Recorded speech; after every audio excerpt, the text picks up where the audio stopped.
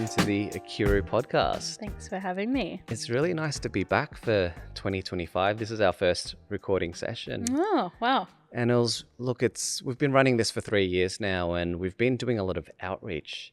So we were quite taken aback that you sent us a message and said, hey, I want to come on and lend my voice. What inspired you to write to us and to say that you want to come on and share your story?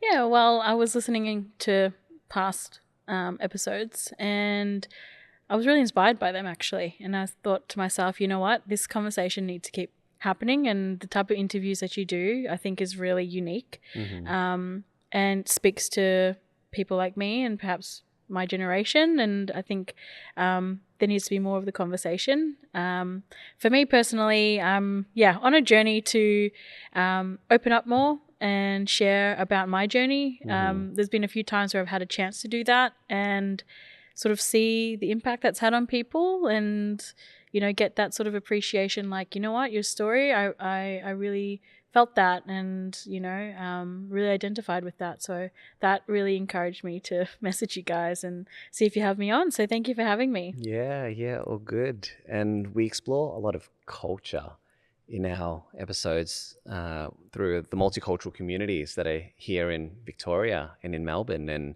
I think we first came across your work in Point Cook, right? The Filipino Fiesta. Yeah. Point Cook's one of the most multicultural cities or suburbs in the country, right? So I'm curious about your involvement in the Filipino community, wherever you want to start. Yeah. Well, look, maybe we'll start from the beginning, I guess. Well, you know, how I got involved in the community was through my mum. My mum's a Filipina. She's from Manila, and she migrated here to Australia. My dad, being from Romanian background, he also migrated here to Australia. And so I was born and raised here in Melbourne Southeast. And in the Southeast as well, it's very multicultural. So, you know, growing up with, you know, a different range of languages and cultures and celebrating diversity was just a norm. And so being a sort of second-gen migrant and my mom's first-gen migrant, you know, community was really important. We didn't have extended family here, so the community was the next best thing. So I have a lot of community aunties and uncles that had been looking after me since I was a little girl. And naturally, you know, being involved in the community, there's chances for volunteering, you know, for community barbecues and fundraisers and things like that. So just as a young person, I'd been helping out and having fun with friends. As a young person, finishing high school, I was an aspiring speech pathologist. I was, you know, wanting to work in, you know, clinical care and things like that, and focusing on helping others in that type of way.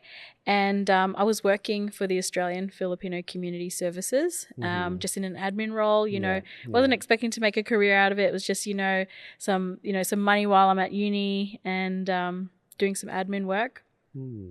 And while I was studying my course in public health, I had to find placement somewhere, and a lot of students were doing placement at community service organizations and charities. So I, you know, reached out to my mum, who works for the Australian Filipino Community Services, and said, you know, Mum, I need placement. I can't find anywhere. And she said, yep, you can come do placement here. And yes, I was offered a project to basically create a project that supported the seniors group that was running on a weekly basis, and to create sort of a mini program for them. And so I had the chance to put my ideas on paper.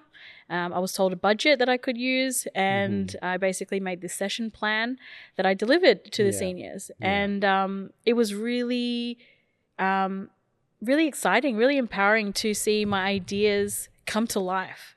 And the impact was massive. You know, the seniors really appreciated my efforts, and that I really cared to, you know, put this effort to make an exciting activity for them, and seeing them so happy, just it was infectious. And during that placement, it was, a good 100, 200 hours or so of placement, I really fell in love with community services. And from there, I stayed on. I was offered a different role in the organization where I could flourish. But yeah, I sort of started from the bottom and built my way up, and was in charge of programs, and then eventually managing programs. And so just moving on up, and eventually I got into a role where I could put more ideas to paper and to turn them into actual services for the community and support. And now I've just become the CEO. Just sounds casually. weird. Yeah. It's interesting about the migrant communities, right? We talk about this lack of social capital, but it's very nice to hear that, hey, you needed a place to do placement, and your mum was already working in the community services, and that was your leg in. But oftentimes migrant communities don't have those connections to start their work or career, right? How was it having your mum already doing work there, and now it's like 2 generations of your family, the Dutlow family, working at the Australian Filipino Community Services? Yeah. So Dutlow is my married name, so I kind right. of but with my mom, it sort of, started out as volunteering and helping out, and just focusing on giving back. And from there, as resources grew and I was part of growing the resources, then the job or the career sort of started to become clear.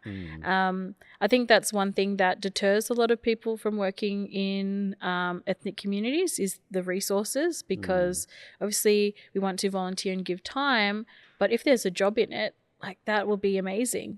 That would solidify their efforts in, helping out and using their ideas, their skills, their knowledge, even their studies. If they've studied in accounting or in social work or whatever it might be, if the organization or the ethnic community cannot accommodate them, it might be that they won't get a consistent, level of support or contribution from them, because at the end of the day, people need to earn a living and make money and survive. Yeah, but let's rewind to your upbringing here as half Filipino, half Romanian as well. What was your identity like growing up here and going to school and having these two pieces within you, right? Because we talk a lot about being a third culture kid on this podcast, right? For me, being a Vietnamese Australian, but both of my parents were Vietnamese. So you've got other parts in you as well. So I'm curious how this beautiful mix of a Filipino, Romanian, Australian has come in. So you've got like a lot of magical sauce in you.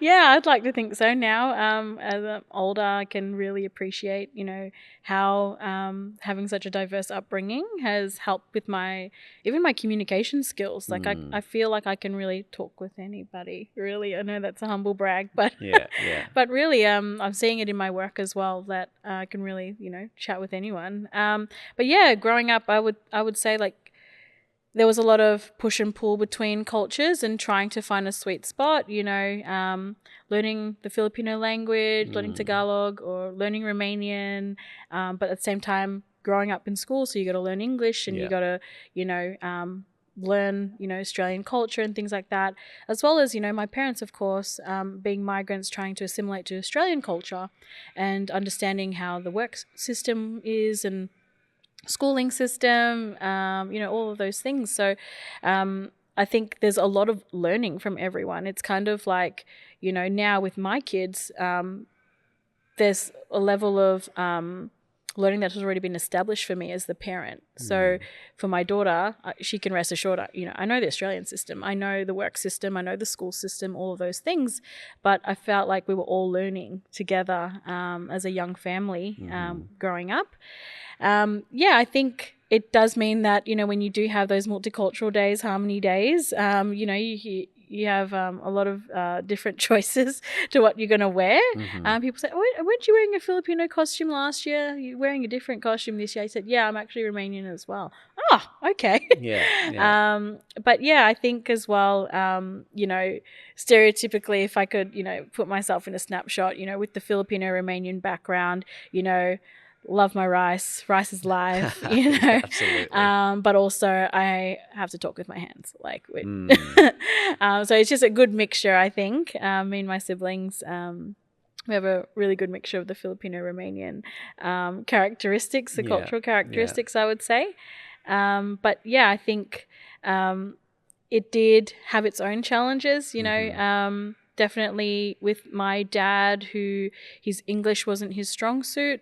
So, you know, we're learning English together essentially while I'm going through the schooling system. But also helping decipher, you know, government letters or, you know, important letters to explain, you know, if they're using really, you know, hardcore jargon. Breaking that down for my dad, say, oh, yeah, they're just wanting you to do this. Oh, okay. I think at like 14, 15, I was learning how to write stat decks, you know, for my parents, you know, if they needed to prepare documents and things like that, because I had those skills in my English grammar skills, but also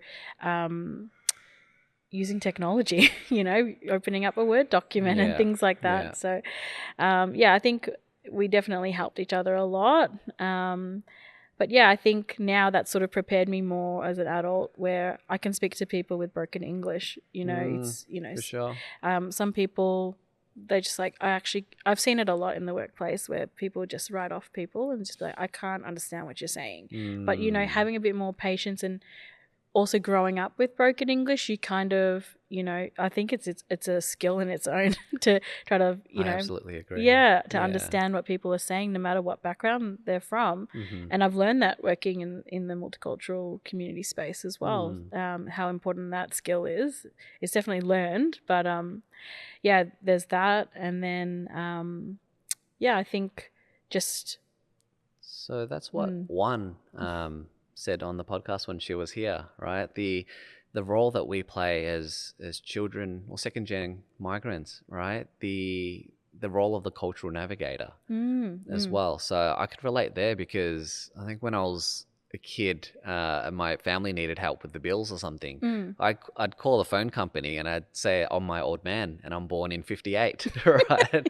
I'm not sure if my voice had dropped then as well as I was squealing at that time, but yeah, you're right. And how those skills were formative in you being able to play the role of an interpreter or deal with people where English is not their first language, to be extra patient with them, to read between the lines of what they're saying or not saying or trying to say as well. I think that's a really powerful skill. Yeah, and even just people's different communication styles, you know. You know, my dad would be, you know, at a shopping center or something, and he'd be in a shop, and my dad would be talking really loudly, and I can see that the you know, the person behind the counter is like concerned my dad's yelling, and it's like, no, that's how my dad talks, you know. And but understanding, you know, even now working in the community, you know, knowing how different people speak and having that level of understanding that, oh, that's just how they speak, you know. And also ways of thinking as well. Sometimes, you know, working with fellow migrants, I, you know, I can see sometimes quite literal thinking. I said, yeah, actually, that's how my dad processed a lot of things and interpreted a lot of things. So, it's definitely something that I can now use in my work. In the community. How did your old man get to Australia? What's his migration story? Oh, you really want to know? Okay. So my dad, at the time, was living through communism in Romania. And my dad decided he wanted to leave Romania, effectively defect for a better life. And so my dad has an amazing story. I've heard it so many times, but even till now, you know, it still sticks into my mind. And so he actually bought a train ticket to leave Romania. And while he was traveling, he was really blessed by a lot of right people who sort of created ways for him to get through to where did he go to? Oh, I'd get in so much trouble now for forgetting. He went all the way to Austria. Yeah. And he stayed there in sort of like an immigration camp. And he was allowed to work there and things while he was, going for interviews and things like that. And, he came here as a political immigrant to Australia. And how he came to Australia was quite a blessing in itself. He wrote to the local Romanian church, and the pastor read out to the front my dad's story. And just so happens that someone's grandmother was there from Romania visiting, and she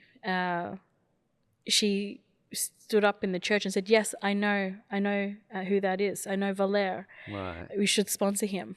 And the church sponsored my dad. Wow. Yeah.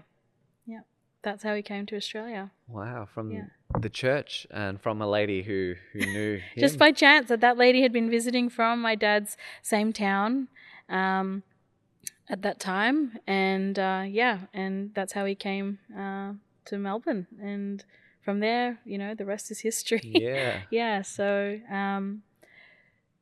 in 2019, my dad was diagnosed with cancer, terminal cancer, and we were able to take my dad on his dream trip back home later that year, and he was able to show me where he came from, and I feel that really solidified a little bit more of my identity, being who I am, as well as I was able to connect with my family who, now my father has passed away. If maybe I didn't connect with them when he was in life, he was the connector.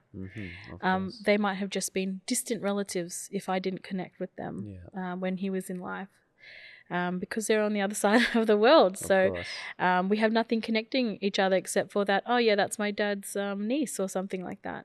Whereas now I can really call them my cousins. I know them, I've built relationships with them. So that's exciting, so that when I decide to go travel back to Romania and bring my family over, we have those established relationships. But I can definitely see how if we didn't go on that trip and I didn't get to see my cousins and see my relatives, that it would just be, something that may not, be now, a relationship now. And with my kids now, oh yes, we've got family in Romania. It would be like very distant and not really attached. So So I think that's assume it. you lean into your Filipino side more. Is that fair to that's say? definitely fair. And I think that's also very unique in a lot of people who have, mixed families, is that sometimes you don't lean into more than one or the other, or sometimes you do.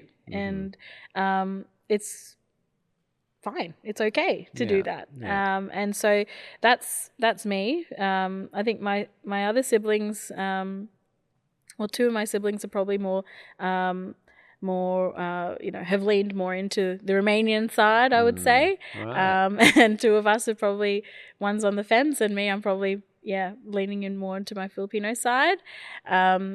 Only because, I think my exposure, I guess, to the community, of course. and, obviously now I work in the Filipino community. Do you get to do you shape shift and choose where you want to lean when it's convenient for yourself? Yeah, because, it's a part of me, and, if I really want to bring out my Romanian side, then let's do it. I feel the same as a Vietnamese Australian, right? When I go to Vietnam, I don't look like a typical Vietnamese, so I pretend that I don't know Vietnamese sometimes as well. I get the luxury of being a foreigner. Yeah, isn't that funny? Speaking English only. Yeah. If I'm negotiating or buying something at a market, I might negotiate in English first. And you're at the place where you can't get the price down for any longer. Then you throw out your Vietnamese, and it's like, oh, you're Vietnamese. Yeah, Do you get so instances true. like that? Yeah, as well? yeah. Actually, the first time that happened was when I went to Thailand as a high schooler. And I don't know, maybe because of my diverse face. I've got a face of the world, I would say. I've been told. Yeah. I've got a face of the world. Like, depending how I, wear my hair or how I'm dressed. Like, oh yeah, you look Hispanic. Oh yeah, you look, Pacific Islander. So, oh yeah, you look, Indian, Sri Lankan, you name it. So, and I'm just like, thank you. And when I hear a new one, thank you, I'll add that to the list. But I was mistaken as being Thai. And so, the basic words we had to learn in Thai, I spoke really well and had really good, like I sounded like a local. Yeah, yeah. And and it's just this bluffing game that you play where you just hi, in language, and then, you just learn how to say how much and things like that, basic things, and there you go, you got local prices. Yeah. So tell me about your Filipino heritage as you've been able to lean in further, right? From your mother, who is Filipino at the Filipino Community Services, but also working with the titos and titas as well, right? And you're saying that they raised you up essentially in the community. I'd love to hear about how you spent your time as a young person in the community and how they supported you through your formative years. Yeah, absolutely. So as a kid, my mom was very active in the community, and so I would attend a lot of events or community meetings and things like that, and so I'd be always running around, and they'd be, feeding me or giving me toys to play with or things like that. And even till now, I'd come across any titas that would say, I used to look after you when you were a kid, and, I can't remember. I said, thank you. Yes, thanks. Thanks for that. But yeah, they really helped my mom. They were really the village, in supporting my mom and, raising her children.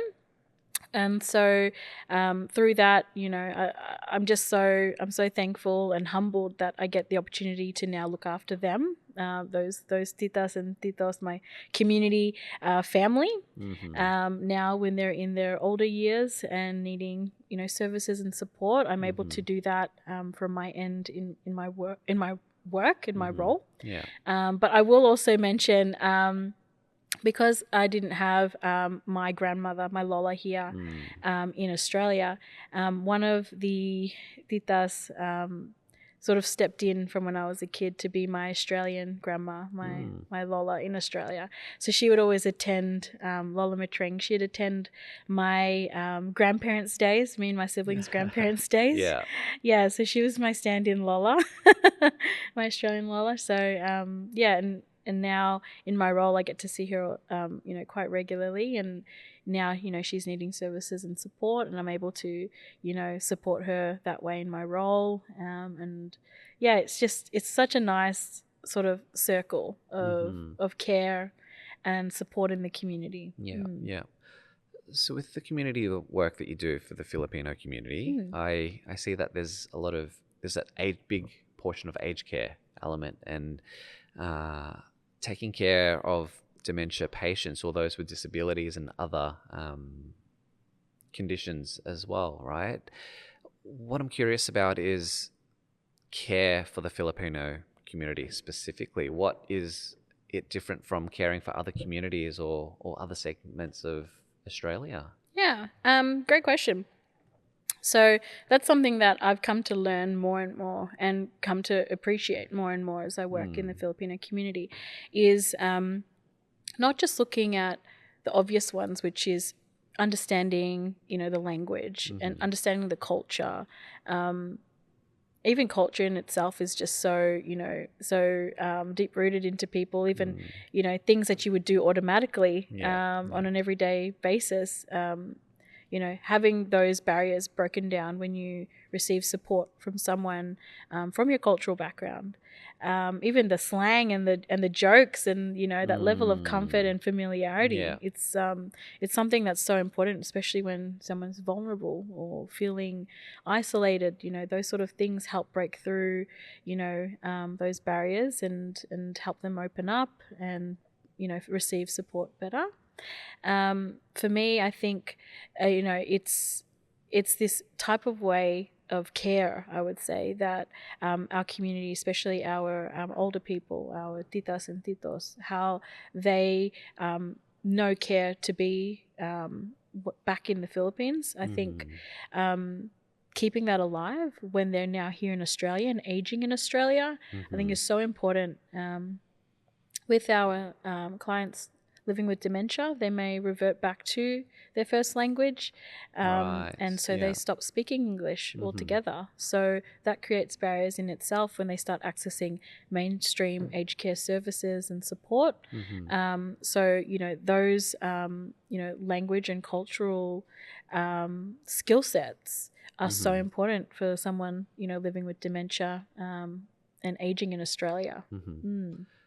The big populations of, this is a stereotype right here, that Filipinos are nurses. Right? Where did that all come from? And how did that come to be? I think it's just that caregiving role, isn't it? Whether they're nurses, aged care staff, nannies, known around the world for being in those type of caregiver roles. It's definitely before me. Before me, you know, how long this has been, you know, a stereotype for. But what I can see, you know, and what I've seen, I feel that it's because it's so deep rooted in the culture of being very selfless and being one of the community, this sort of collective support. And yeah, I think because we live in a very, I would say, very individualist society, that this sort of collective culture of care is something that sometimes people are, you know, surprised by. Like, wow, is that a thing? It's like, yeah, it's done a lot back home, but for some reason it's not, you know, like that here. And seeing the benefits and the impact it has on individual people's lives. So I think it's that sort of collective, cohesive community care that I think that Filipinos embody. And I think also their spirituality, you know, and the values that embodies in itself is very much linked to how, you know, if we're focusing on the stereotype, I think that's how that is portrayed, you know, that just really good people. Look, some of my other favorite Filipino stereotypes when I was growing up here is Filipinos love to sing, they love to dance, play basketball, and go to church. Right?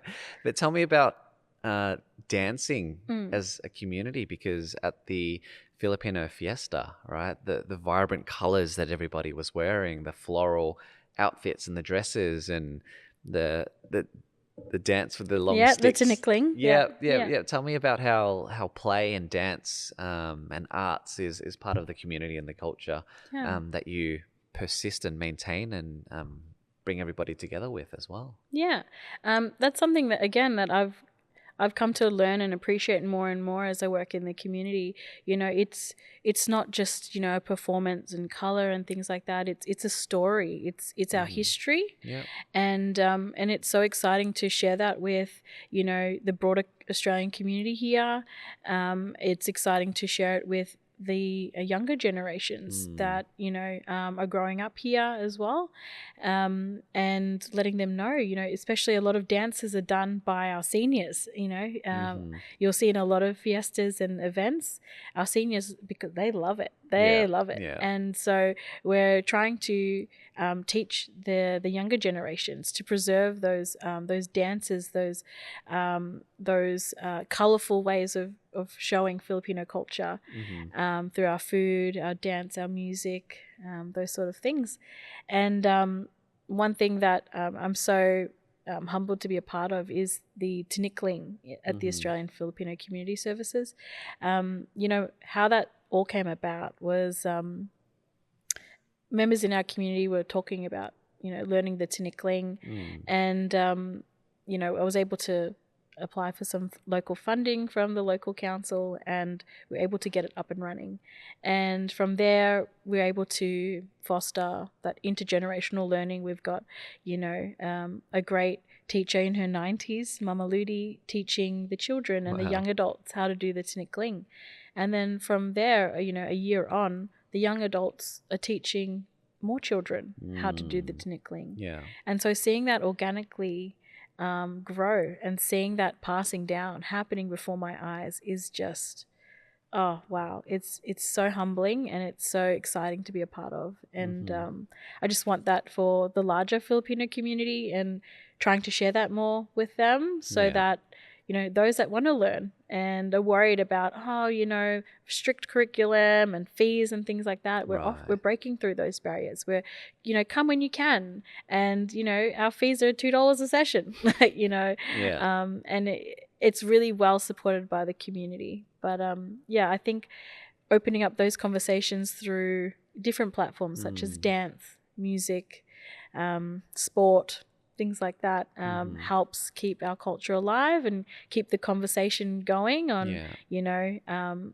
things that we embody as a community. So what do you see with young people then? Because those who are connected with the Australian Filipino Community Services, you're able to pass down these acts and performances and rituals like the tinikling, right? But for those who are shedding their Filipino identity because it's probably not cool, or they don't see it as a benefit to them, but they want to lean into their more Australian or their more international side as well. How do you see the work that you do bring in new communities to continue to preserve the culture as well? Because it's a bit of spice and magic that's Yeah, within you, absolutely. right? Absolutely. No, I completely get that struggle. Mm. You know, growing up in Australia, you know, there is this pull to want to assimilate with, you know, Yeah. the Aussie kids and, you know, the Australian way of things, you know. And yeah, I completely get that. And being in that sort of cultural identity crisis as you're growing up, you know, it's sort of there in the background, and sometimes it creeps up more than others. Yeah. But look, when it comes to cultural identity, I will share that when I was in my early 20s, I attended a youth conference, and I was there just as an observer, sort of learning how can we do a youth conference for our community, kind of thing. Yeah. And there was a community leader that shared, you know, he was from a different cultural background, and he said, you know, if I apply it to myself, you know, I'm not Filipino, like pure Filipino, you know, I'm not, you know, full-blooded Romanian, I'm not Australian, but I have my own box. And it was about creating your own box that you feel comfortable sitting in. And it was, I'm a Filipino, Romanian, Australian.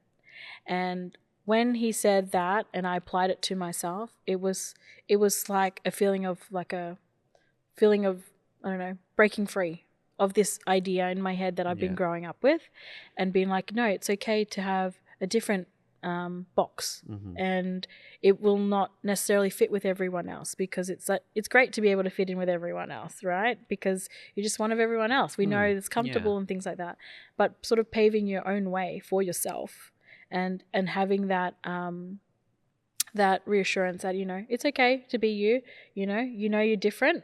And and when I stepped into that box and really, you know, accepted that, I was able to not let things, you know, impact me, you know. But I will say that that feeling of being revisited around cultural identity, it comes and goes throughout life. I will say that as a young person, you know, in my uni days, even becoming a mother as well, trying to understand how do I want to share my family's culture with my child, who's also of mixed culture as well. Like, you know, my husband's South African. Like, we're basically the UN at my house. You know. But you know, how do I want her to understand Filipino culture? What do I want to show to her or share to her? So, learning that and understanding that for me as a mother has helped me when I'm trying to expand in family services in our efforts to share Filipino culture, because I can see, you know, and I've seen firsthand when we've had one of our, you know, community events where there was a mixed family where the mother was Filipino and the son was asking about, you know, the dance that was happening on the stage, and it provided an opportunity. And I was just, you know, in the background listening in, just, you know, taking photos and stuff, but I was listening to the conversation, and the mum was able to have the chance now because it doesn't come up on an everyday basis, have the chance to explain to what that means. Yeah. You know, oh, okay, you know, and then there was an opportunity for him to try that dance and dance along, and you know, it just provided that platform there in that moment. I said, that's why I'm here.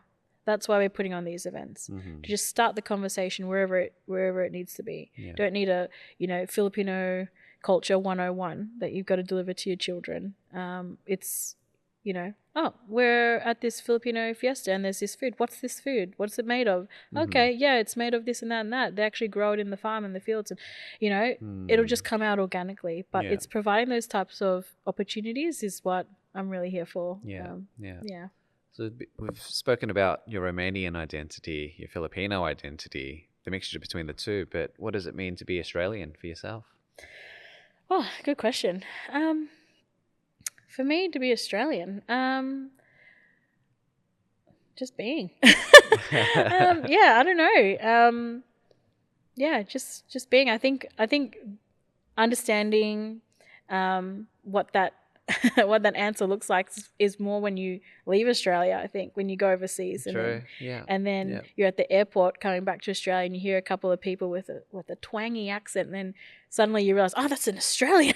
I know that accent. It feels comforting. Right? Yeah. I know that accent. Yeah. They're coming where I'm going. Yeah.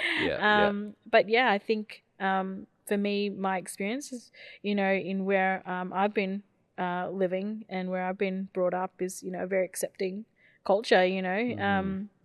I've been to countries where there aren't a lot of people of color, and so when a person of color, you know, is walking around, everyone stares. And that was both very raw and a massive realization for me, to realize how fortunate I am to be an Australian, living in Australia in such a multicultural society where, you know, whoever you're speaking to, they might have an Australian accent, sounding very Aussie, but they're of Indian background or Vietnamese background. You know, you don't know what they look like, but they've got that Aussie twang, and there you go. You know. And then I've been to countries where they're also very multicultural in that particular city, and I felt so comfortable walking around and feeling like, hey, I'm just everyone else, you know. And so yeah, I think being Australian is, for me, being accepted as you are, and being able to live freely and go about what you need to do in your work life, in your home life. And you know, my dad, Australia Day would be really big for us in our family, because it was a time for us to appreciate living in Australia and growing up in Australia. And my dad would always say, you know, I love Australia. My dad would always wear Australian flag shirts. I just love it. Even hats. Like, he loves Australia because he knows what it means to become Australian and live in Australia.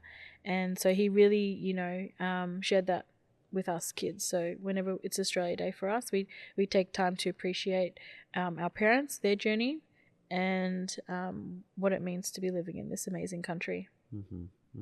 How beautiful. And these days we do hear very politicized different views of Australia Day as well. So it's nice to hear some positivity around that from your dad's experience. I think coming from a communist-run country and having lesser freedoms, right? And coming to a land that was so accepting of him and provided all this opportunity as well. It sounds very, very beautiful.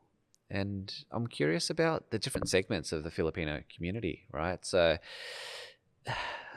in terms of the Vietnamese community, we've had for over 50 years now, the community's been here, from international students from before 75, and then war refugees and the children of war refugees, and now economic migrants and international students. There's just, you can't really say, hey, Vietnamese community is one looking person or one looking group, but there's so many segments. I'm curious about the Filipino community, and if you want to break that down as well. No, I think each community is on their own journey, and there are newer and emerging communities that are coming into Australia, sort of in a larger population, where you can really identify, like, okay, there's a new trend of migrant communities coming into Australia. With the Filipino community and how the Australian Filipino Community Services came about, you know, in the 90s, there was a surge of domestic violence, especially with Filipino women. Right. And the organisation came about in, again, trying to help our fellow Kababayan, our country people, living in Australia or newly arrived, settling in, knowing where things are, schools are, parishes are, things like that, helping them find work and furniture for their house, all those sorts of things. And then now, 20, 30 years later, formalizing those into, services, government funded services. So we have more of a sustainable support for our community. Yeah. I feel that in our community we're getting new surges of, international students, skilled migrants, new families settling in, especially out here in the southeast, as well as in the west and northern suburbs. So just all over Victoria, basically. Yeah. And so while our organisation works a lot with older people,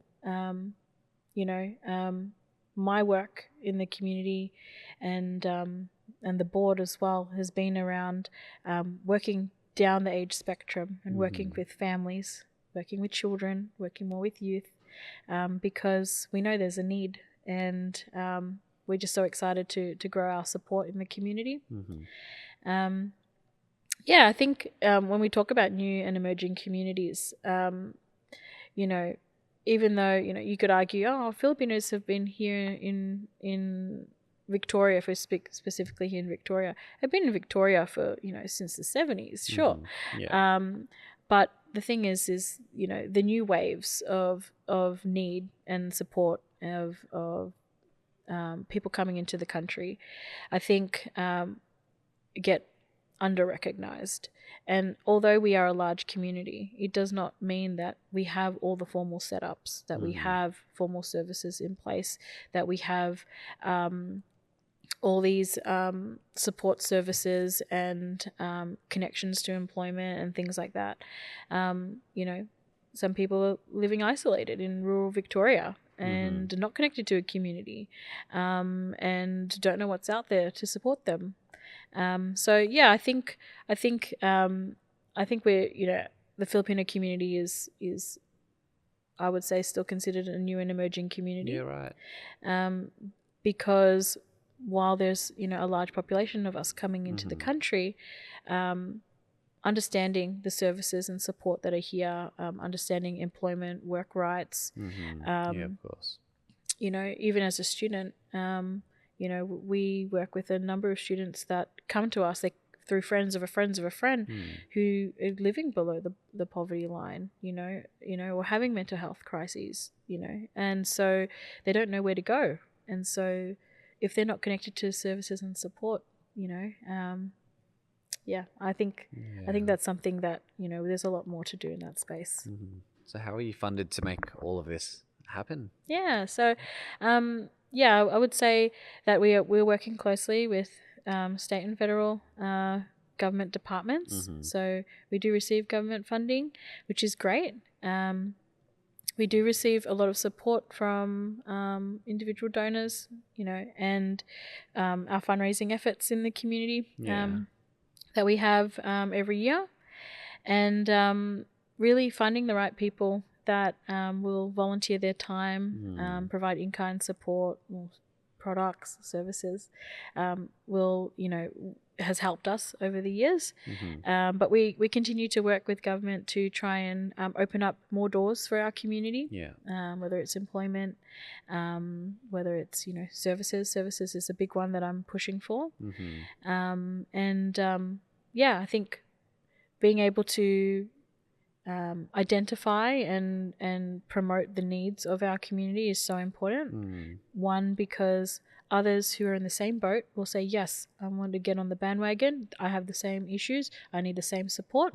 And then, advocating for the community, my role in the organization, advocating on paper,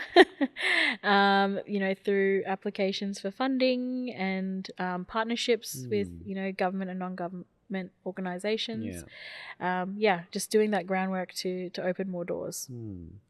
So my experience with the Filipino community is very generous, right? How does the community members do individual donations, or how does giving work in the Filipino community? Giving can look like so many things. It could be, giving up an hour or 2 hours of your time once a month or once a week to help drop off some groceries to, an older person. Helping cook meals for our charity meals that we do in the community. It could be, local businesses, donating goods for events and things like that we can give away to the community. Those sort of things. There's just so many ways of giving to the community. And this week is National Volunteer Week, right? How have you been able to celebrate all of your volunteers in your organization after, 30 years? So we love our volunteers. The organization, the pioneers, we're all volunteers, for a number of years. And what we are doing in our community is really celebrating them. We have a number of programs that we run on a weekly basis that our volunteers are attending, and we're taking time to celebrate them and appreciate their work. And I think it's a really good way of the community collectively showing their appreciation to these individuals. Because I know firsthand, hearing someone appreciate what you do, it actually, puts this fire in you to do more and want to help more. So sure. I know how important it is. So what opportunities do you have available for any young person listening who wants to get involved with the Filipino community there? Well, definitely, volunteering and helping out is, it's something that looks different for everyone. Everyone has different schedules. And so a lot of people can sometimes think, oh, no, I can't commit to that. I can't commit ongoing, I've got this and that. But it can be, once a year helping out at one of our fiestas or our community events. It could be, helping out with our social media in the background, or coming to help out at our activities and things like that. So just contacting us and letting us know that you want to get involved. That's probably the first step. And going from there. And you feed your volunteers, right? We do. We always feed our volunteers. Absolutely. Absolutely. Are there any other stories I haven't touched on that you want to share specifically? I'd love to share about how the Filipino Performing Arts Collective came about. Please. Yes. So late last year, we launched our Filipino Performing Arts Collective. And it's really collating all of the organization's efforts in preserving Filipino culture through performing arts. I think it's really important when we look at preserving culture, we don't sort of, sit people down and say, okay, this is our culture, chapter 1. It can be through different ways. It can be through food, can be through, sports, art, whatever it could be. And I'm so thankful that our organization is doing so much in the performing arts space to share and celebrate Filipino culture, as well as teach others. And so, across our organization, we have a number of our seniors groups that are doing, cultural dances. And we also have our Tinikling group that's growing. We're excited to grow it even to here on the west side. So that'll be coming soon. Stay tuned. Awesome. But our efforts in these performances and these cultural dances, it was really an opportunity for us to stamp out that yes, this is what we're doing. Because I feel that, in my work personally, what I do in the community, as well as the organization, what we do in the community, we do. And we don't take time to promote what we do. Mm-hmm. We just do. We just serve. Yeah. You know, and we just put our heads down and serve. And I feel that, you know, now we need to take more of an effort, and I am working on that, and that's why I'm also on here, is actually to make more of an effort to share what I'm doing, Mm-hmm. what the organization is doing, Yeah. because I have realized that by doing that, it may encourage others to also want to Mm-hmm. serve, Yeah. and Yeah. and be inspired to get involved. So, Yeah. I think the Filipino Performing Arts Collective is only going to grow, and I'm so excited. You know, we have our volunteer teachers Mm-hmm. in the community, and they have an opportunity now. You know, there was one teacher, Mama Ludi, she's in her 90s, and she said to me years ago, Corina, find me proteges. I want to teach what I know, because, you know, she has some, you know, vision impairment. She said, before I can't see, I want to be able to teach these dances. I want them to live on. And so now, you know, I saw her the other week ago, and I said, look, Tita, look at your proteges, our young children who are 8, 9, 10 years old, teaching other young children how to dance the tinikling just before our eyes, and they were doing a great job at it. And it was this, you know, when kids are shy, when they go to a new class or something and they don't want to dance, the kids broke through that. They're like, come on, let's do it together, you know, you know, it's just this peer-to-peer, you know, stuff that they just broke through, and just watching them, because, you know, some kids would sort of go on the corner and, no, Mom, I don't want to, you know, and I know that feeling. I'm like, I feel you, I get it. But the little kid would just walk up to them and be like, come on, let's go dance, let's go try it out, you know, and explain it in the way that, you know, really they understand and everything. And I said, this is what we need to do more of. Yeah. So it's interesting about passing down the cultural rituals down to generations, right? And this concept of succession planning as well, not quite succession planning, but passing the cultural gifts down from generation to generation. So how does it feel being a young CEO in the role from a volunteer, from admin into leading the organization, now working with all segments of the community and bringing everybody together? It's honestly quite humbling, I will say. I don't take much time to sit back and think about my you know, my journey, but opportunities like this, you know, speaking on the podcast, gives me an opportunity to think back and think of how far I've come. And I don't like to, you know, toot my own horn and think of, you know, too much about all the things that I do and things like that. So, you know, being forced to do it sometimes is a good thing.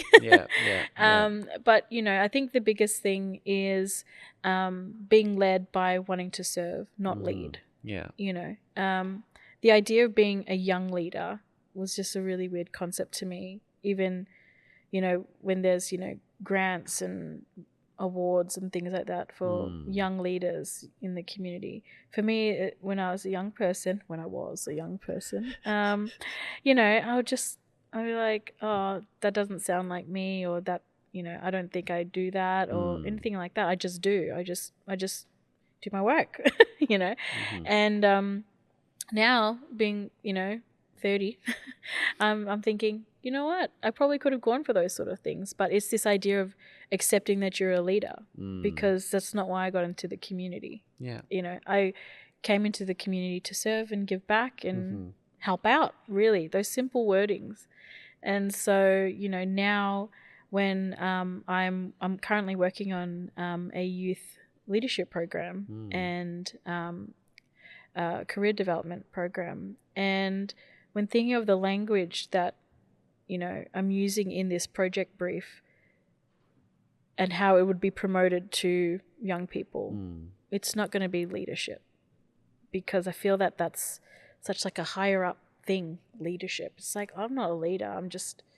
I just want to help out and make a cool, you know, jam session with some other people my age, you know, and help organize it, you know. They don't realize there's the leadership things that they're doing. For sure. Until after they've done it and said, you know, exemplified leadership skills throughout that. Did I? Oh, okay. You know, but, you know, I'm realizing, you know, also for myself, you know, young people who have not, who currently don't identify themselves as a leader, but they want to help. They want to contribute. They want to be involved. It's like, okay, maybe we need to use those types of wording, so that kind of language, because leader is something that you aspire to on one day, like me, just be like, oh, I'm a leader. But, you know, we don't want to focus too much on that. You know, maybe when we're, you know, writing newspaper articles and stuff, we can say it was a leadership program. But for, you know, for young people, it's kind of like, no, I don't want to be involved in a leadership program. I want to be part of a cause, or I want to be part of a project or something like that. I want to, you know, use my skills. I want to, you know, help plan that, or, you know, whatever it is. So really focusing on the doing part rather than, you know, the labeling part of being a leader. Yeah, of course. And yeah, you're right. I think young people wanting to get involved, being in service, that's leadership in its own right? Leadership doesn't have to be top down, command and conquer as well, but all contributing something in their own little ways. And that magical mix is and that contribution is also leadership as well. Absolutely. So we usually end our podcast with our 3 questions. All right. So the first question is, what are you grateful for? Oh,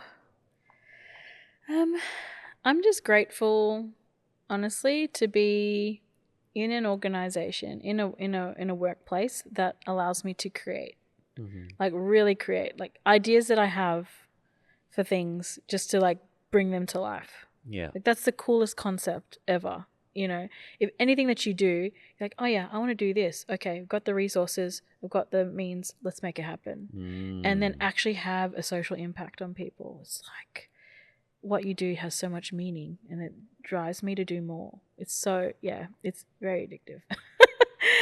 But yeah, I'm addicted to working for the community. Incredible. But this freedom that you have, an agency at the same time, that you could think about something that you want to do, have the resources, and then the skills and capability to put it out into action as well. And I think also being, you know, being a volunteer and working from the bottom in the admin space and sort of working through the organization, moving up through the organization, has allowed me to have a very unique perspective on things. And, you know, learning from other mainstream organizations and ethnic communities who are a bit more established than ours, and taking that all on board and trying to build this sort of foresight into how we can better support the community, I think is a really exciting space to be in. And I'm very fortunate to be in that space. Fantastic. And what have you realized? What have I realized? I think for me, working in the community, it sounds silly, but realizing that I'm just one person.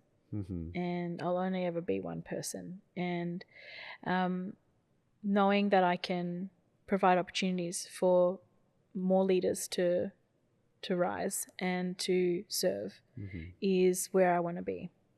I remember I attended a conference a few years ago, and the chairperson at the time said to me, a good leader doesn't just open doors, but holds the door open for others to come through. And I was just like shook. I was like, I like that. And so you know, that does mean that, you know, if you want to be a perfectionist at doing things, you may have to forego that so that someone else can do it. And it might not be exactly how you want it, but they're still doing it, and allowing them to do it their own way and have that autonomy. And from there, building leaders. So I'm really excited, you know, at AFCS, what we're doing. You know, our team is amazing. It's only growing. I cannot, you know, share enough how amazing my team is. Very passionate, dedicated, and compassionate people that, you know, has come through to our organization to, you know, do the work in the community, and the support that's needed to happen and expand our reach. Yeah. That's a beautiful quote on leadership as well, that they don't just open doors, but they keep it open as because well. I think that, I mean, I feel that in a lot of communities, sometimes these efforts and ideas stay with the one-man band that was running the show, Right. or a handful of people, and it doesn't get passed down to the next generation. It stays with that lot of people. So when I'm seeing in not just the Filipino community, but in various communities where an organization has closed or is less active because the main person driving it has passed away, or Right. has Wow. retired, Okay. and it's like, what a shame, they were doing great work, and maybe the succession planning just wasn't there. And yeah, I don't want that for my community. My community didn't want that. That's why they worked on building me up, I think. Yeah. So they had the foresight and vision. Yeah. And to be able to make sure that all their efforts that they did 25 years ago wouldn't be in vain, and wouldn't, just benefit one generation, but for future generations. Incredible. And what is a question that you ask yourself? For me, I always like to be very efficient. And I think I get it from my mum. So this question that she always says to me, that now I always question myself: how can I hit, as many birds with this one stone all the time? Yeah. How can I, maximize an opportunity? So very much so in the community, we have limited resources, limited funding, limited time. So we have to be very innovative, and not take resources for granted, take people's time for granted. So we really need to, utilize that well, so that we make as much impact and support for the community as possible. Well, shout out to your mum for all these lessons and for the opportunities that she's been able to give you. And you've blossomed in your role as CEO as well. Yeah, she's really set up a really good foundation for me. She's also my mentor. She's great. But yeah, she's, she always reminds me when I give too much credit to her. She's like, you know what? Maybe I set up a few building blocks for you, but you just took it and ran with it and turned it into something I never thought would happen. So I was like, thanks, Mum. But yeah, I'm really grateful for her work in the community, and others in the community that have been able to support me, and have been the building blocks to allowing me to do what I do now. Yeah. And so how can people find your work and find your services as well? So we're all over the socials. We're all over Facebook, I would say. Facebook's our big one. But yeah, I would say, we're currently revamping our website. So that's going well. But yeah, I think one thing that you'll see more of is showing more of what we do. I think that's something that that was one other realization I had, and I had been speaking to my mum about. And I think that sort of shyness, or just wanting to put your head down and work, was very much from Mum. My mum's always been like that. There's no time for accolades. Just when you've got so much work to do, you know. But I actually convinced my mum, which then convinced me to be like, it's not about that. It's actually bringing more awareness. For every award or every opportunity to, promote what we do. It's actually not just, we're not fanning ourselves. It's actually bringing awareness for people who don't know what we're doing. Even till now, Liam, there's so many people that don't know that they can get Filipino services. They can get services with someone that speaks their language and understands, where they've come from, their cultural background, all these cultural barriers perhaps in accessing support, stigma that we experience, all those sort of things, to be like, wow, we can access a Filipino social worker. Oh, I can have someone who's Filipino look after my mom. What? So we're still getting that all the time. So I hope that this episode goes places and hopefully supports, even if it supports just a handful of people. I'll be like, okay. I'm happy with that. Yeah. Incredible. We hope so too, as well, with the work that we're doing here. So I want to thank you again, Corina, for joining us today, and hope you had a good experience. Yeah, thank you so much for hearing my journey, and I'm keen to do more work with OKIRU. Thank you. Yep, sounds good. Thanks.